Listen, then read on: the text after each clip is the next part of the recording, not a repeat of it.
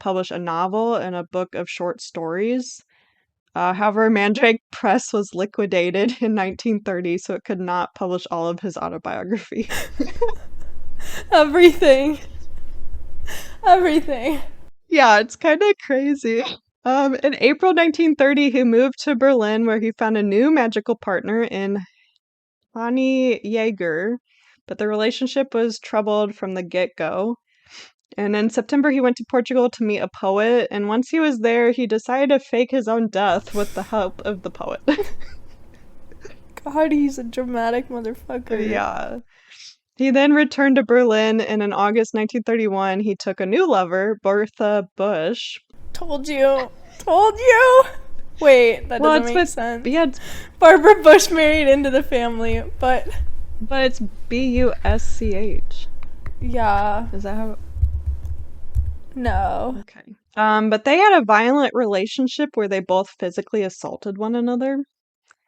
And he also continued to have affairs with men and women, and he met famous people like Aldous Huxley and Alfred Adler. And in January 1932, he took in the communist Gerald Hamilton as a lodger, and through him, he was introduced to many figures within Berlin's communist movement. So again, like people say that's he was gathering intelligence for Britain through doing this.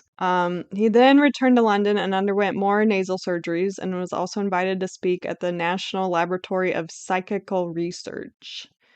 And again, he's in need of money constantly. So he launched a series of court cases against people who he believed libeled him. And some of these were successful, but most were not. But he gained a lot of publicity for his lawsuit against Constable and Co., who published a book in which referred to Aleister's occult practice as black magic, but he lost that case. And like these court cases added to his financial problems, and eventually he officially declared bankruptcy in February 1935. And during the hearing, it was revealed that he had been spending 3 times his income for several years leading up to the bankruptcy. He's such a scammer. Yeah. Also, I do need to say that I did try to look up if Barbara Bush is the daughter of Aleister Crowley, and apparently that was an April Fool's joke because they look alike. Oh. So after he declared bankruptcy, he developed a friendship with Deidre Dodery, and she offered to bear his child, who was then born in May 1937, and they named him Randall. And in 1936, he published a book, The Equinox of the Gods, which sold well and had a second print run, so one thing was successful, I guess.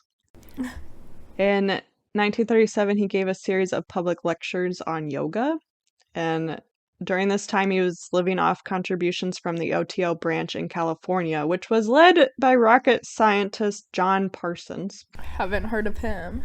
I guess he went by Have Jack. you? Jack Parsons. Oh, wait.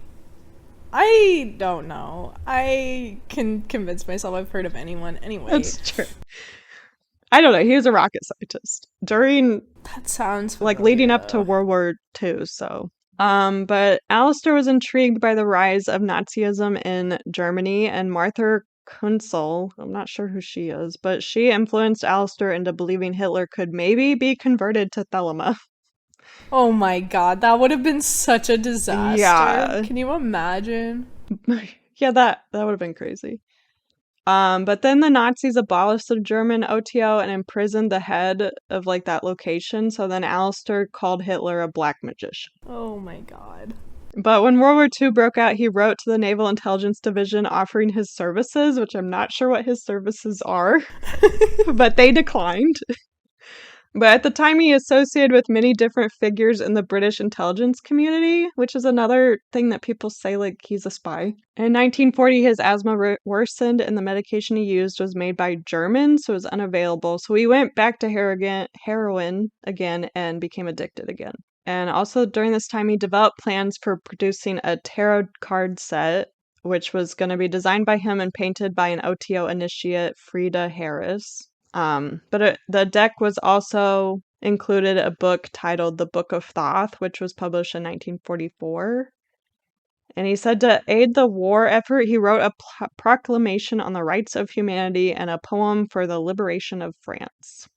So I don't know how that aided, but in April 1944, he had a correspondence with the illusionist Arnold Crowther, which through him, Aleister met another Gerald Gardner, who later founded Gardnerian Wicca. So the two of them became friends, and Aleister authorized Gardner to revive Britain's chapter of the OTO. That's interesting. Oh my god. And then on December 1st, 1947, he died of chronic bronchitis at the age of 72. So he lived pretty long. And a dozen people attended his funeral, and the tabloids called it a black mass. Honestly, though. Yeah, but that's his life. But I do have some small, ideas of why he was a spy for the British Secret Services. Okay. But, there's no actual evidence, but there's just some ideas, and these are mostly coming from three biographers who are Richard Spence, Lawrence Sutton, and Tobias Churton. So, one idea is he joined the Golden Dawn in 1898 under British command to monitor the activities of Samuel Mathers, who is known to be a Carlist. And it suggested that the conflict between Samuel and the London Lodge for the Temple was part of an intelligence operation to undermine his authority. Oh, okay. Yeah. And then it's also suggested that the purpose of Aleister's trip to Mexico in 1900 might have been to explore Mexican oil prospects for British intelligence. Also, his tour of China in 1905 could have been orchestrated as part of a British intelligence scheme to monitor the region's opium trade. And his trip to Moscow in 1913 could have been on the orders of British intelligence to spy on revolutionary elements in the city at that time. Honestly, that would make sense because I feel like the amount of money he had, there's no way that he could afford all of that. Right. Yeah, I'm not really sure how much he got as inheritance, but still, all those trips everywhere. Yeah. And they do seem a little random, some of them. Yeah. There's also the idea that Aleister's pro-German work in the United States was actually a cover for him being a double agent for Britain, citing his hyperbolic articles in the Fatherland to make the German lobby appear ridiculous in the eyes of the American public. And also, apparently, Aleister encouraged the German Navy to destroy the Lusitania, informing them that it would ensure the U.S. stayed out of the war, while in reality hoping that it would bring the U.S. into the war on Britain's side. Didn't he travel on the Lusitania? That was to get to New York City before he joined. Oh. Because I think it went back and forth a lot. Oh. Yeah, that's what I have, so what do you think? Oh, wow. That was a lot. I think he's a big fucking scammer. Yeah. That's all I got out of this is that he is such a scammer, con man, fake ass loser, and I can't believe people still talk about him today. So he's kind of interesting, and it was good. Yeah, I mean, he does seem kind of like a loser. I feel like some of his books, or maybe it informed other magical books or whatever. But I feel like Yeah. I liked him better before I knew all this stuff. I know, he just kind of seemed like a. I feel like also a lot of it is exaggerated because he wrote all of his autobiographies and stuff. Yeah. He's probably a big faker. Right. Yeah, and a huge ego. Yeah. I don't think he's that great. Yeah. I mean, clearly, I don't know. After hearing all of this, I'm ooh, he's kind of a freak. Yeah, he is. I didn't know it was mostly sex magic either.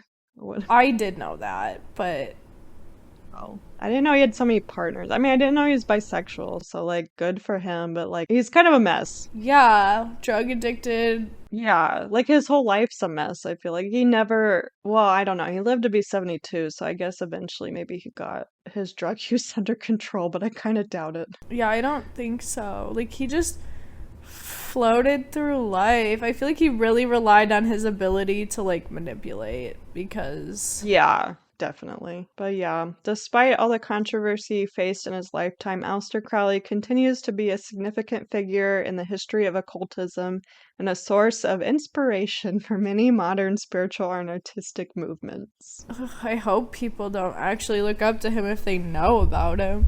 Yeah, probably just some of his work, like writings. Yeah. Like you probably don't know all about his life. You just pick up one of the books or something or articles Yeah. or poem. I mean, I don't know how his poems were, but I think they sucked. yeah. I know the only one I've heard of was about like pissing on people or something ridiculous. Like they were like a little bit goofy. Yeah, there were some like erotic poems, but I think there were some like more standard poems, but I don't know. Oh. Well, that's it for this episode. As always, our sources for the episode will be in the description as well as our social media links. We're on Facebook, TikTok, and Instagram, all under Let's Be Brief, so check us out there for updates. We also have a Patreon, so you can support us there if you like our content and want more of it. You can also email us at letsbebriefed@gmail.com if you have ideas on future topics you'd like us to cover. We're always updating our list with topic options, so if you know you're interested, we can bump your topic up the list. Until next time, stay brief.